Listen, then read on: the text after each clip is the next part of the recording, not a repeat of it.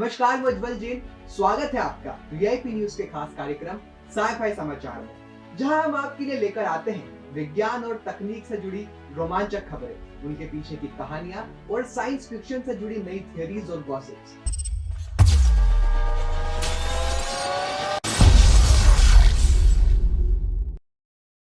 दुनिया ने हाल ही में सोलर पैनल के इस्तेमाल में काफी प्रगति की है, जिसका सबसे बड़ा एग्जाम्पल है भड़ला सोलर पार्क। राजस्थान के जोधपुर जिले में एक गांव है भड़ला, जहां पर बड़ी गर्मी पड़ती है। गर्मियों में यहाँ पर आमतौर पर तापमान 46 से 48 डिग्री सेल्सियस के बीच होता है और बड़े ही भयंकर रेत के तूफान भी यहाँ पर आते रहते हैं। क्या आप जानते हैं कि ये न सिर्फ भारत में बल्कि पूरी दुनिया में सबसे बड़ा सोलर पार्क है। 14,000 एकड़ की जमीन पर यहाँ सोलर पैनल्स लगाए गए हैं। जब आप इसे सैटेलाइट से थोड़ा जूम इन करके जूम आउट करेंगे, तब आपको अंदाजा होगा कि एक्चुअली में ये कितना बड़ा है। ये इतना बड़ा है कि आधा पेरिस शहर इसमें फिट बैठ जाएगा। इसकी टोटल कैपेसिटी 2245 मेगावाट है, यानी ये एक सिंगल सोलर पार्क इतनी बिजली प्रोड्यूस कर सकता है कि पूरे कोलकाता शहर की बिजली रिक्वायरमेंट पूरी हो जाएगी। ऐसे बड़े सोलर पावर प्लांट्स आपको सोलर एनर्जी की पोटेंशियल दिखाते हैं। अगर इंडिया से बाहर बात करें तो सोलर एनर्जी के मामले में मोरक्को देश को वर्ल्ड लीडर माना जाता है।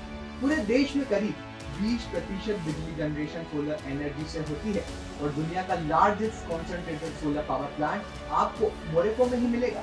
कॉन्सेंट्रेटेड का मतलब होता है ऐसे सोलर पावर प्लांट जो सनलाइट से हीट जनरेट करते हैं। सनलाइट को एक तरफ कॉन्सेंट्रेट करके ट्यूब्स में भेजा जाता है, जो इसे थर्मल एनर्जी में बदलता है। इस थर्मल एनर्जी से बाद में बिजली प्रोड्यूस होती है। दूसरी तरफ जो नॉर्मल सोलर पैनल्स होते हैं वो फोटोवोल्टिक सोलर पैनल्स होते हैं, जैसे कि जो राजस्थान में लगे हुए हैं। वह सीधा सनलाइट को इलेक्ट्रिकल चार्जेस में कन्वर्ट करते हैं। लेकिन एक इंटरेस्टिंग सवाल यहाँ पर ये उठता है कि ऐसे बड़े सोलर प्रोजेक्ट्स को हम कितना बड़ा बना सकते हैं। क्या हम ऐसा कर सकते हैं कि पूरे रेगिस्तान को सोलर पैनल से ही भर दिया जाए? क्या होगा अगर हम पूरे सहारा डेजर्ट को सोलर पैनल से कवर कर दें? तो क्या पूरी दुनिया की इलेक्ट्रिसिटी डिमांड को सिर्फ इन सोलर पैनल से पूरा किया जा सकता है? रियलिस्टिक बात करें तो पूरी दुनिया की बिजली की जरूरत पूरी करने के लिए हमें पूरे सहारा रेगिस्तान को सोलर पैनल से कवर करने की जरूरत नहीं है। धरती पर इतनी ज्यादा सोलर एनर्जी पड़ती है कि आप यकीन नहीं करोगे। हर समय 173 टेरावाट सोलर एनर्जी धरती पर पड़ती है और यह पूरी दुनिया की टोटल एनर्जी कंजप्शन से 10,000 गुना ज्यादा है। अनुमान लगाया गया है कि धरती पर पड़ने वाली सिर्फ 1.5 घंटे की सनलाइट पूरी दुनिया की साल भर की एनर्जी कंजप्शन को पूरा कर सकती है। तो इसका मतलब है कि काफी छोटे एरिया पर सोलर पैनल्स लगाने से ही दुनिया की सारी जरूरतें पूरी हो जाएंगी। अब यहाँ पर कितने छोटे एरिया की बात की जा रही है? आखिर कितनी जमीन पर सोलर पैनल्स लगाने पड़ेंगे? इसको लेकर नेडन मै ने साल 2005 में एक रिसर्च थीसिस में एक एस्टिमेट निकाला था। उन्होंने कहा, नॉर्थ अफ्रीका के एक हिस्से में अगर आप जूमिंग करोगे तो इतने छोटे से एरिया पर ये जो रेड स्क्वायर दिख रहे हैं, यहाँ पर अगर आपने सोलर पैनल्स लगाए तो यूरोप को जितनी बिजली की जरूरत है वो सारी पूरी हो जाएगी। इससे थोड़ा सा बड़ा स्क्वायर बनाया जाए, एक ऐसा स्क्वायर जिसका साइज हो 254 किलोमीटर बाय 254 किलोमीटर, सिर्फ यहाँ पर लगाए गए सोलर पैनल से काफी होंगे पूरी दुनिया की बिजली की जरूरतों को पूरा करने के लिए। है ना बहुत ही माइंड ब्लोइंग चीज? लेकिन ये एस्टिमेट थोड़ा पुराना है, 2005 में किया गया था। तब से लेकर अब तक दुनिया भर में बहुत ज्यादा डिमांड बढ़ चुकी है, तो इसे थोड़ा और ज्यादा रियलिस्टिक एस्टिमेट बनाया गया। एक ऐसी दुनिया की कल्पना करें जहां भूमि का विशाल हिस्सा सौर पैनलों से ढका हुआ है, न केवल एक स्थान पर बल्कि दुनिया भर में बिखरा हुआ है। अगर हम राजस्थान जैसे बड़े सौर ऊर्जा पार्क बनाते हैं तो दुनिया भर में कई स्थानों पर लगभग 56 वर्ग किलोमीटर में फैला हो, तो हम संभावित रूप से पूरी दुनिया की एनर्जी नीड्स को पूरा कर सकते हैं। इसे प्राप्त करने के लिए हमें सौर पैनलों के लिए समर्पित लगभग 5 मिलियन वर्ग किलोमीटर भूमि की आवश्यकता होगी। आपको यह साइज बहुत बड़ा लग सकता है, लेकिन सभी के लिए पर्याप्त बिजली उत्पादन की आवश्यकता को देखते हुए ये संभव है। एग्जाम्पल के लिए 9 जून 2022 को भारत की अधिकतम बिजली मांग रिकॉर्ड 2,10,793 मेगावाट थी। राजस्थान का सबसे बड़ा सोलर पार्क 2000 मेगावाट से अधिक का उत्पादन करता है। अगर भारत ऐसे लगभग 100 पार्क और बना ले तो वो अपनी पूरी बिजली आवश्यकताओं को घरेलू स्तर पर पूरा कर सकता है। वैश्विक स्तर पर सौर ऊर्जा परियोजनाओं को बढ़ाकर हम ऊर्जा जरूरतों और पर्यावरण संबंधी चिंताओं दोनों को प्रभावी ढंग से संबोधित कर सकते हैं। ये सुनने में बहुत अच्छा लगता है, इसीलिए आपके मन में ये सवाल आया होगा कि अगर ये प्लान इतना ही अच्छा है तो दुनिया भर की सरकारें इसे इम्प्लीमेंट क्यों नहीं कर रही हैं? जब हम इस तरह के सोलर एनर्जी प्रोजेक्ट्स के बारे में प्रैक्टिकल तौर पर सोचते हैं तो कई प्रॉब्लम्स सामने आती है। सबसे पहली प्रॉब्लम है जियोपॉलिटिक्स की। अगर प्रोजेक्ट सहारा डेजर्ट के अराउंड जो देश हैं इन्हीं में लगाए जाएंगे तो बाकी देशों को इन देशों पर डिपेंडेंट रहना पड़ेगा। इसमें उन देशों के हाथों में बहुत ज्यादा पावर आ सकती है जो कि दूसरे देश भी चाहेंगे। वैसे ही इतिहास में एनर्जी को लेकर जंग छेड़ी जा चुकी है जो कि तेल के नाम पर हुई थी, क्योंकि तेल कुछ ही देश में ज्यादा पाया जाता है। अगर सोलर एनर्जी के साथ विलय होने लगा तो फिर से यही प्रॉब्लम क्रिएट हो सकती है। दूसरी बड़ी प्रॉब्लम है एनर्जी डिस्ट्रीब्यूशन की। बड़े सोलर पार्क बनाने से बिजली को विश्व भर में पहुंचाने में काफी पैसा और ऊर्जा खर्च होगी। जब बिजली एक जगह से दूसरी जगह ट्रांसमिट होती है तो उसमें लॉसेस होते हैं और वेस्टेज भी होता है। तीसरी प्रॉब्लम है सोलर पैनल्स की मेंटेनेंस। इन्हें नियमित रूप से साफ करने की जरूरत होती है, विशेषकर रेगिस्तान जैसी जगह में जहां रेत के तूफान आ सकते हैं। अगर सोलर पैनल सही ढंग से काम नहीं करेंगे तो वे ऊर्जा उत्पादन में असमर्थ हो सकते हैं।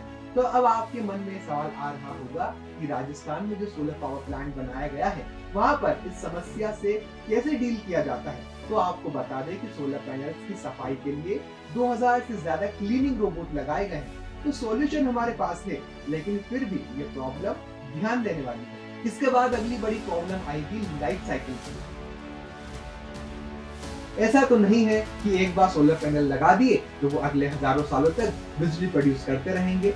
इन सोलर पैनल्स का एक लाइफ स्पैन होता है जो कि आमतौर पर 25 साल का होता है। तो 25 साल तक हम इलेक्ट्रिसिटी एनर्जी मिलेगी, उसके बाद हमें इन्हें रिप्लेस करना पड़ेगा।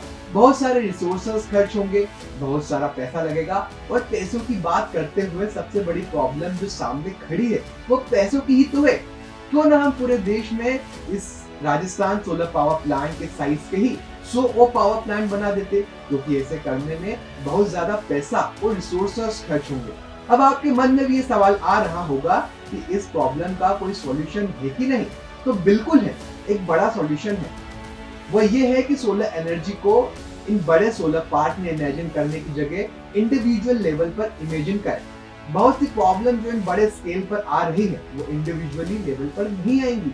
अगर लोगों ने अपने घरों में सोलर पैनल्स लगाना शुरू कर दिए तो जियोपॉलिटिक्स की कोई प्रॉब्लम नहीं रहेगी, मेंटेनेंस करना भी आसान हो जाएगा, क्योंकि इंडिविजुअल लेवल पर मेंटेनेंस होगी।